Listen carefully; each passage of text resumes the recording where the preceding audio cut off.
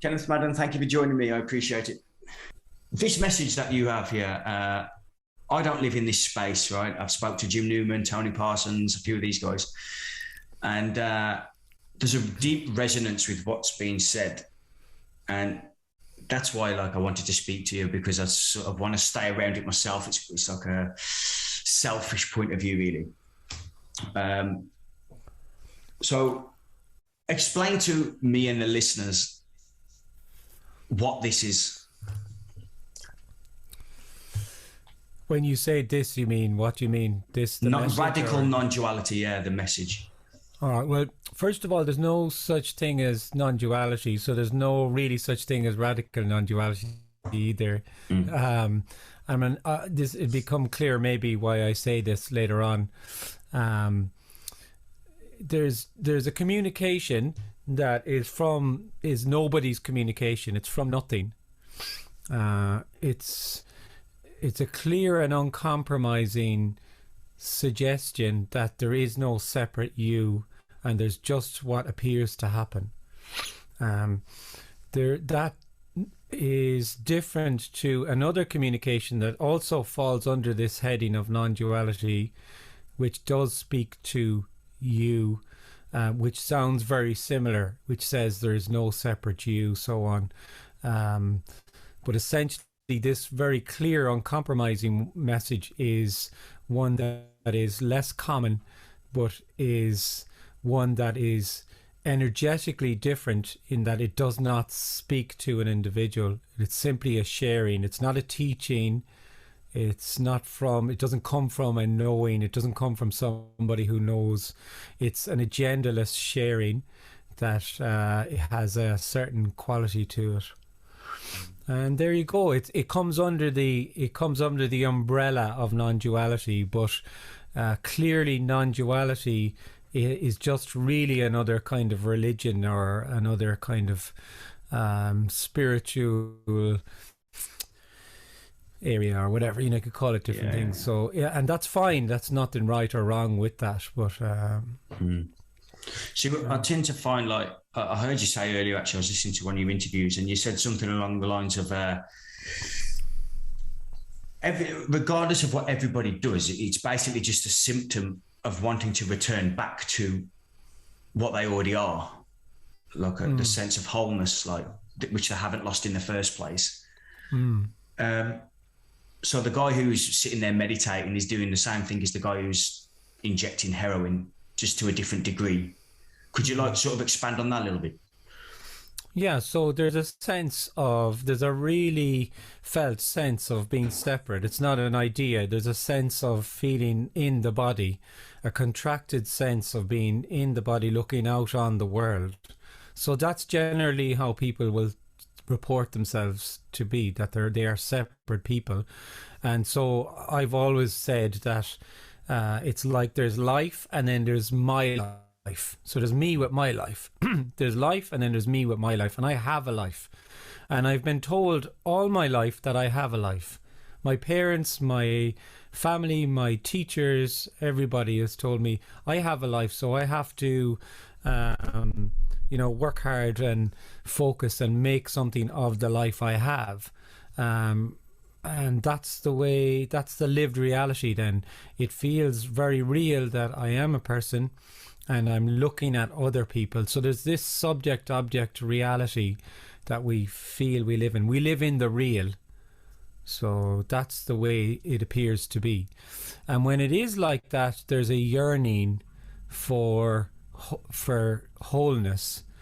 So the person then thinks that, okay, there's a yearning. Say if there's a recognition that there is a yearning, there's that yearning is for whatever, you could call it for, completion, self-actualization, fulfillment, whatever.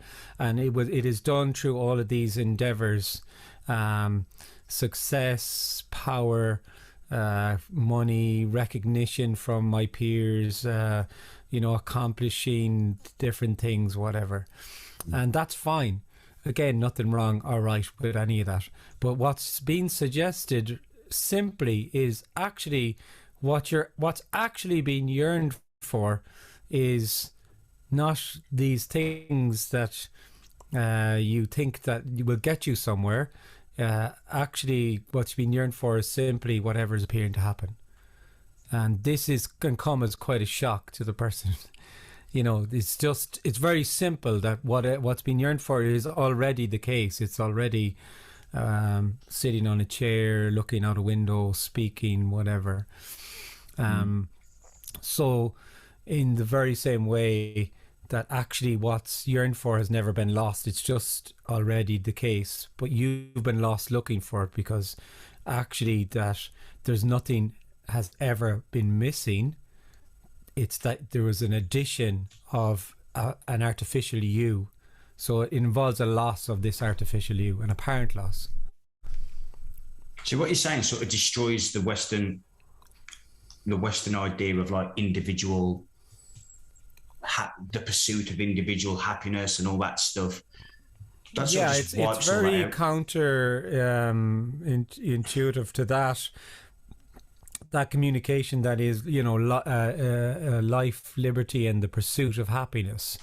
As in the American Constitution of that, it's very, in Western culture, it's that what you're looking for has to be pursued. It can't already just be the case, and you've got to work towards it, and maybe someday you'll get there. And then in that reality, then we have stories of people who have arrived. So they have arrived and you can get to where they are. So we're all kind of on this hamster wheel of kind of searching for something, and sometimes feeling like we get there for a while, and maybe that's transitory as well, and then but continually yearning for something that is usually around the corner. It's around the next corner. It can't just simply be whatever's appearing to be. That's kind of boring to the person. It's not unsatisfactory. It doesn't feel. Yeah, it doesn't feel like this, for example. There's an energy here that wants to go and achieve something. Yeah. There's that drive to, and it's different for every person. Some people have it very intensely, very, very intensely, and some people much less so. Some people are, maybe quite content, and they're not that much of a, they don't feel that much of a yearning. And that's the beauty of it. It is just different. But all the time there's a sense of feeling like a person. Underneath that there is some sort of yearning. Because there's a question then. There's a question of what is it that's missing? Because when you feel like there's the world and there's me, there's something not quite right with that whole picture. And this first happening, for the lack of a better term, was that after a period of seeking, or was it just a spontaneous happening? Well, actually, there's nobody that's not seeking. So once you feel like a person, everyone that feels like a person is seeking in one way or another. But then we kind of think of the more traditional seeker that's maybe more, we would think of that as more of a spiritual person maybe, or someone who's seeking, or maybe not nowadays just spirituality, but more experientially, or someone who's looking for something that's usually not materialistic, some sort of state of mind or experience or spiritual thing that they're seeking, and that's the way we think of. But then I actually really nobody's not seeking if they feel like a person. It may be more pronounced in those people I just mentioned, or they may identify more as a seeker. But once there's that sense of feeling separate, there's a question and a yearning. I think it does arise. The question comes to my mind that if it wasn't meant to be that way, why would it be that way as it is? You with me? Like 99.99% of people, what you're probably suggesting here would just go completely, wouldn't even consider it. Yeah, it's always a surprise, actually, to be honest.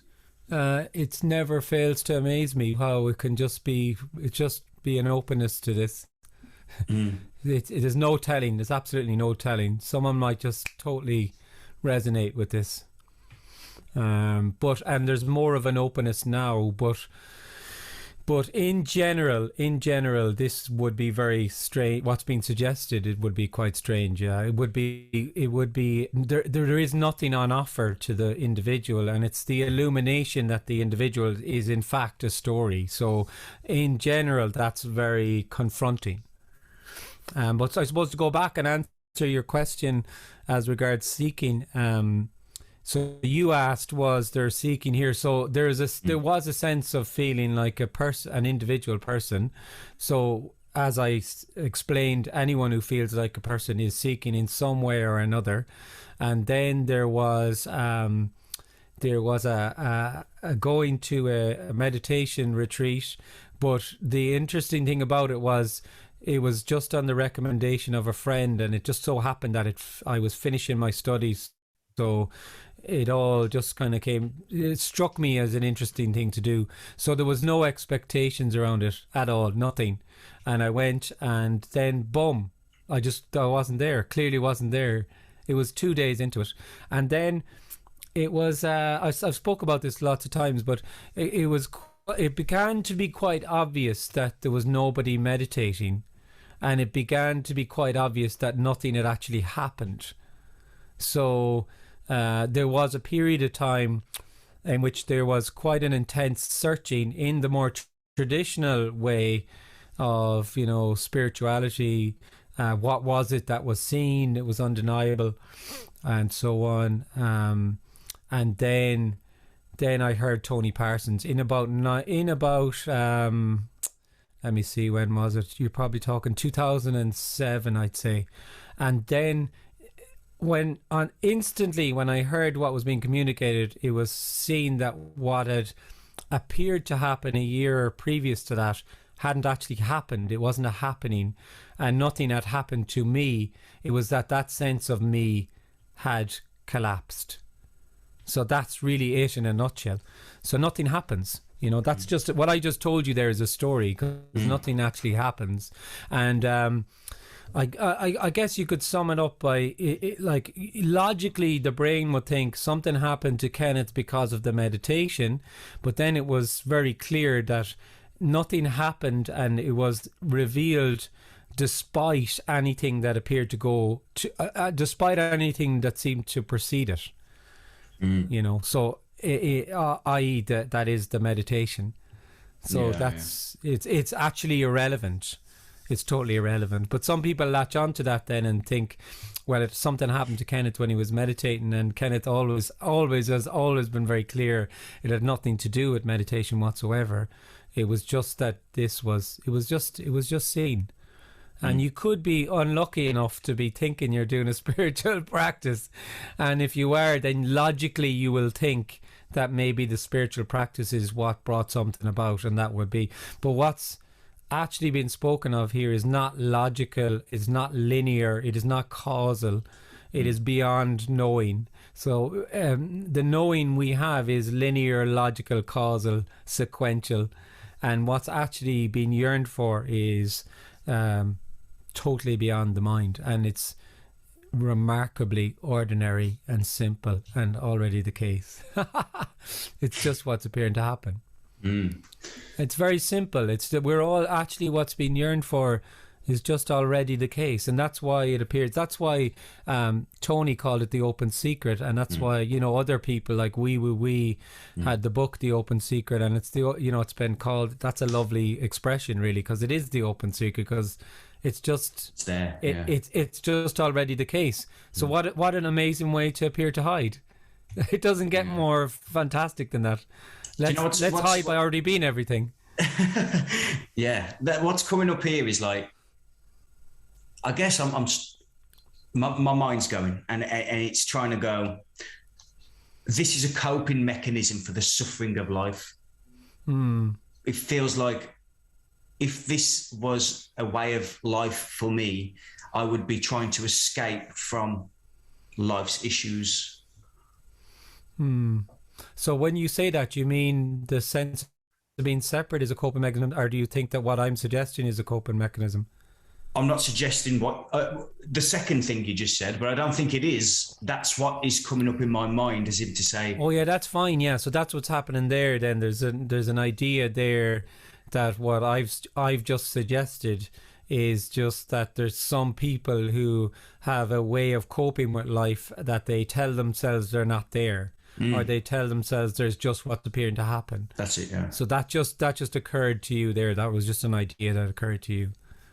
See, the beautiful thing about this is not actually right, because there is no right or wrong, actually.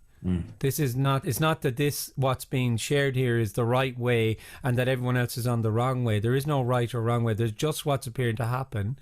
And this is just a suggestion that's been made without any kind of requirement or agenda or anything. So it's either heard or it isn't. Yeah. It's that simple, really. Yeah. Yeah. And the seeming atrocities that go on around the world, would you suggest that just it is what it is? There's obviously you don't go around telling each other everything just everything just is what it is. Everything just is a play of light. It's an appearance. In the story of separation, everything is on a scale of good to bad or good to evil or whatever, and because this is the play, the dualistic play of that the person lives in. And actually, when you feel like a person, there being a meaning to what's everything is happening, it's really happening, and it's imbued with meaning, and that meaning is what draws your attention to one thing or another, and is kind of helps knit the fabric of the story together. So it's a very important part of feeling like a person, is for things to have meaning. And when that sense of being a person collapses, meaning completely collapses, because there's no need for meaning anymore, because there's just energy, there's just what's appearing to happen, which is nothing being everything. So everything is actually just an appearance anyway, and any meaning would be just something that you would be putting on things, and that's what meaning is. It's people imbuing life events with meaning for it to be significant to them or insignificant or whatever. See that all the time at the moment in the world. It's like, oh, we've got a meaning crisis, and I'm just thinking, well, ain't that just what people believe? And it's just an opinion. Yeah. I don't know how we've got to some sort of a big, massive psychology around meaning when it just feels like we're doing it ourselves. It makes no sense to me. Yeah. I mean, so we've got all sorts of crises. Things have changed rapidly in a couple of years. There's a lot going on energetically, and there is a complete how would you say, it's like a deconstruction of reality now, of what's reality. It's very postmodern, it's very polarized, and it's very much a huge power struggle to find a new reality, and that's what's playing out before our eyes now, and that's the way it is.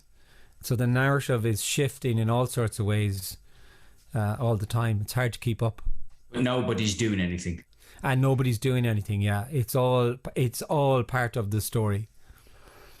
So simply what's being shared is that there is already no body. There's no separate anything, and all there is energy. And so energy is and isn't, it's nothing being everything. So there's the appearance of things happening, and that contrasts with when you feel like a person. There's you and there's the world, and it's not the appearance of things happening. Things are real. There's a living in the real. It's only real. So there's a thing called life, and there's this other thing called death. And this is the dualism.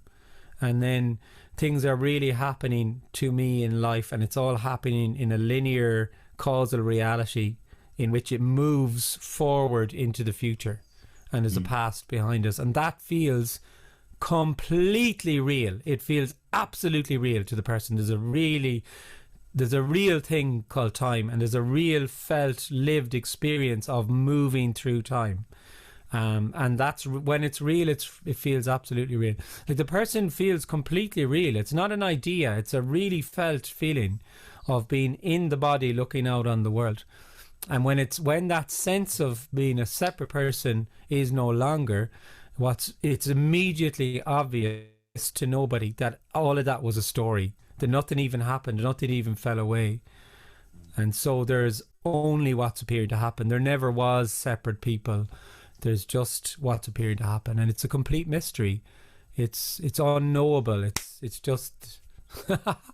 So I'm trying to catch my mind. It's going, so what needs to be done for this to happen? Yeah, of course. Yeah. And that's okay.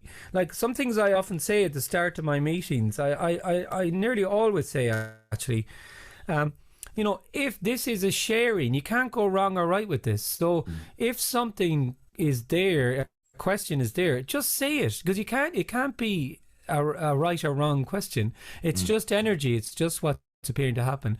And when this is shared, there are all sorts of questions like that, and there's although there's often a huge irreverence and a huge humor around this, nobody's ever been laughed at either, because someone could say the most ridiculous thing, and that's fine. That's just what's appearing to happen, because there's nobody to even laugh at.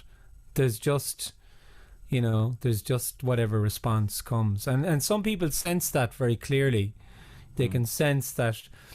Some people immediately sense that. They immediately sense that actually they're not being seen as an individual at all, and they're actually just being seen as unconditional love, because they're just being seen as energy, which is nothing being everything. They feel this energetically, and they feel this boundlessness to the communication, and they feel this total love.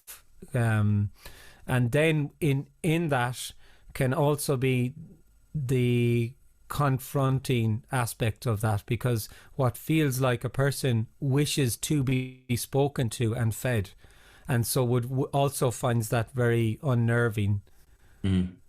Because I want to be. It's like, hello. Sorry, I don't think you see me here. I don't. Maybe my screen's not on. Is my screen on? Sorry, can you see me? Hello, I'm here. Hello, sorry, you're not acknowledging me. I just like to get a bit of, acknowledge. And that's the whole energy. And then the whole thing is that they won't be acknowledged because they're not there. So that just plays out like it plays out. For some, that's too much. That's just, they just energetically absolutely hate this communication so much, and they run from it. Others stay with it, and actually they don't. They what they do is they engage with it just conceptually, and they kind of know what's being said, which is another way to really not hear what's being said, is to turn it into something else and know. So all sorts of things can appear to happen. It's absolutely gorgeous. It's a total mystery, because this communication.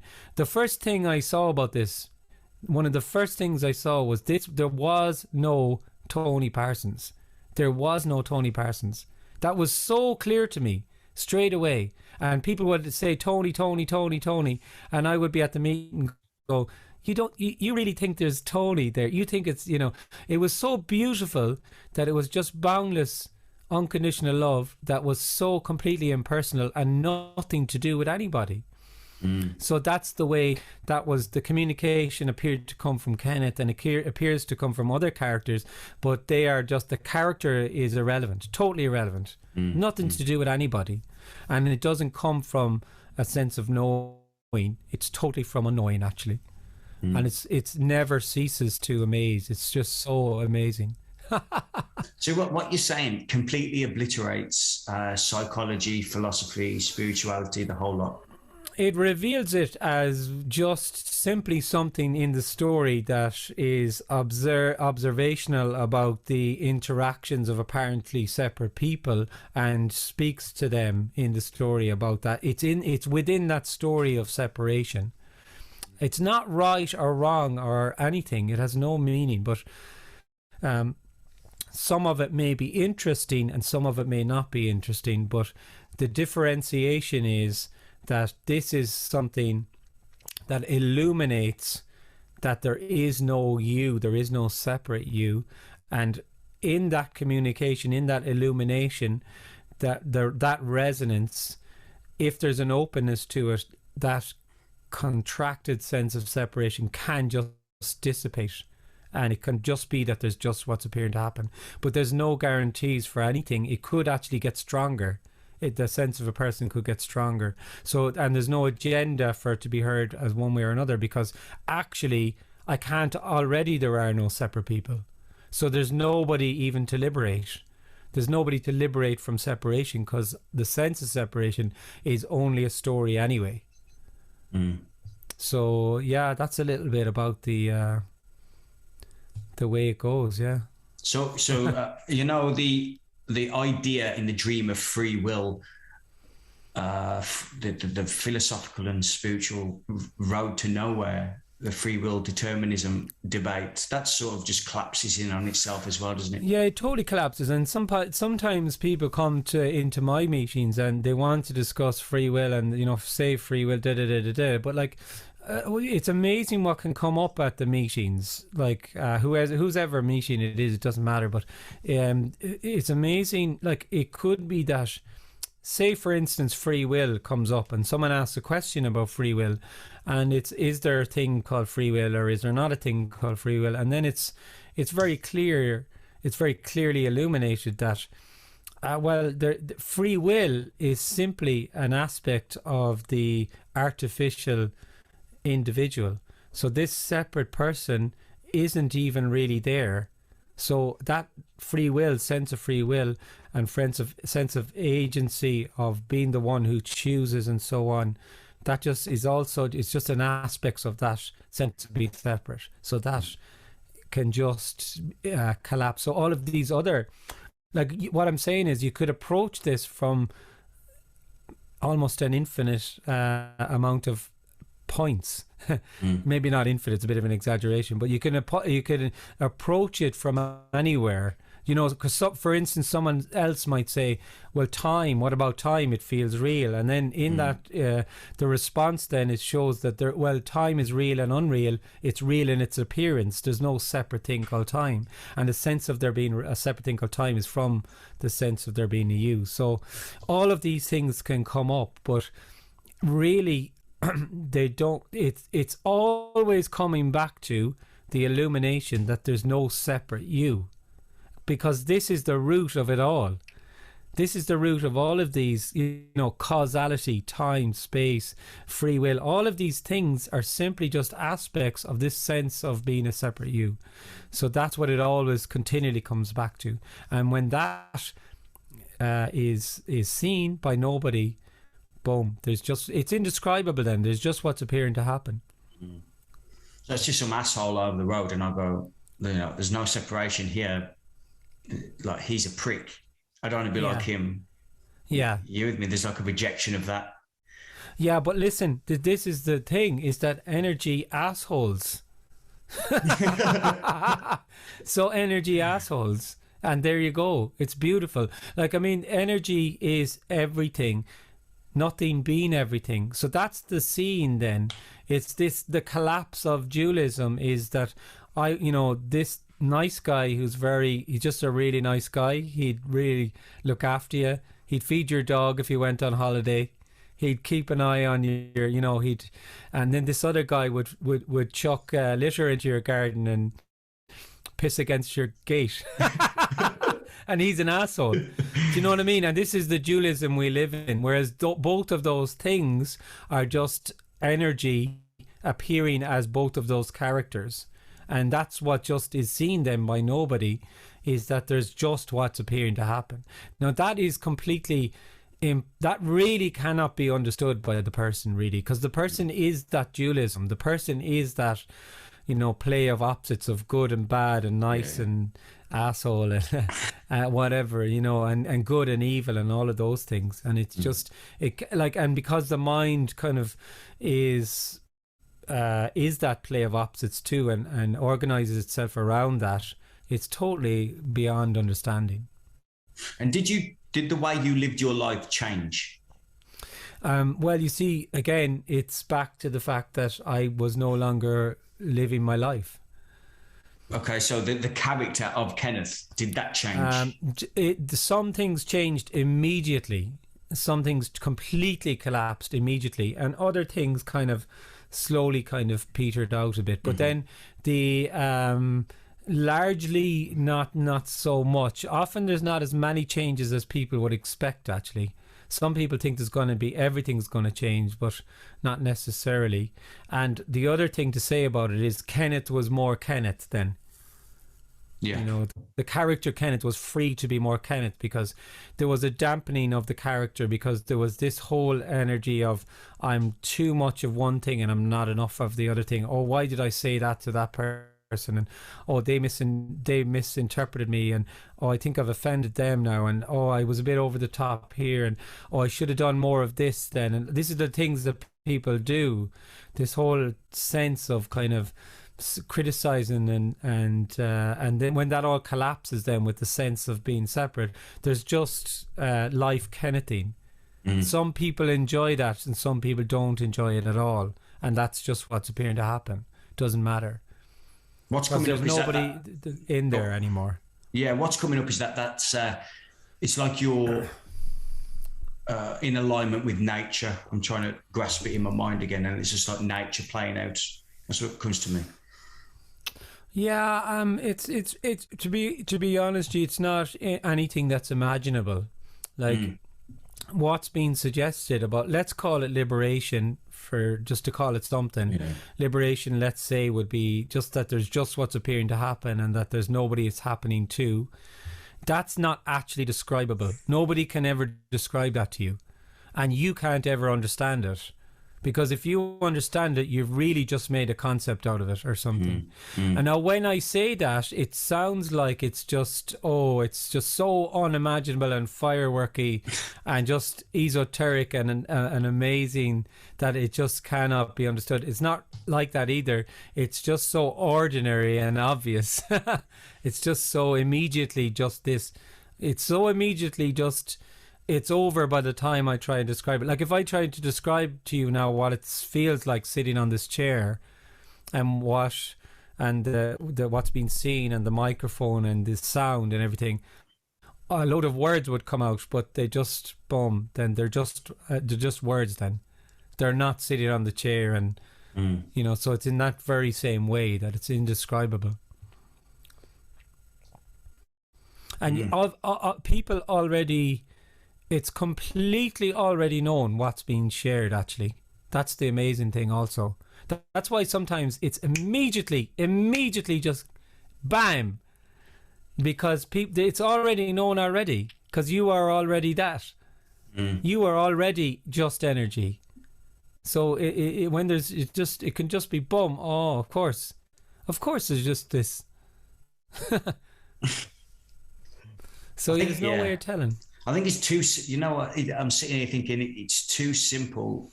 Oh, it's way too simple. That's exactly the problem. It's way too simple for the person. The person wants complex and difficult and hard to get to. That's what the person wants. Because if you think about it, complex and difficult and hard to get to feed my sense that I can progressively, through progressive endeavor, I can get there. You know, so that's the whole energy that I'm a separate person, that there's something to get to, there's somewhere to get to.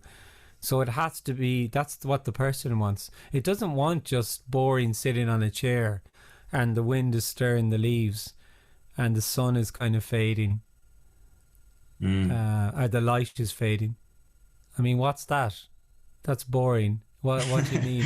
What do you mean the light's fading? Yeah, it's 5 to 10. So what? The light's fading. That's what happens at this time of year. So you're sitting on a chair. Like there's that see, everything is kind of second hand to the person. There's a second hand kind of sense to it because the person is continually living in its own knowing and familiarizing the present by knowing it. And so the newness is never seen. It's impossible. It can't be seen by the person. So there's a kind of staleness to everything then. And the staleness comes through knowing it. Because the staleness comes through, well, I know I'm sitting on a seat. I know what sitting on a seat feels like. I've been doing it. I've been sitting on my fat arse for 40-something years. You know what I mean? Whatever. It's I know, yeah. Yeah, but and then nothing is actually seen as it actually is. Because there's an intermediary. Yeah. Yeah. I haven't got anything to ask you, man. I'm just, That's okay. That's okay. It's just whatever comes up. It doesn't matter. yeah. When I spoke to Jim Newman, I said to him, like, I'm sort of not dreading the conversation, but it was like, I'm fairly sure I'm not going to have any idea what to ask you as the conversation's going through. But it worked out well. It's similar to this, man. There's sort of a resonance within me, and I can feel it, and it's sort of, it feels like it's bubbling. Yeah, absolutely. That's it. You know, that's it. There's a resonance, and there's a resonance with what's been said. And the incredible thing is that you're not asking anything anyway. So even if you thought you had a load of questions, that would just be a story. There's just what's appearing to happen. That's all. There's no you speaking. There's no me speaking. There's just speaking. There's just whatever appears to happen. Okay, we'll leave it there then. Yeah, it was lovely. It was really lovely speaking to you, Alex. Thanks. Yeah, Kenneth, thanks for coming on, man. I appreciate it. I know it's late, and yeah, I appreciate that.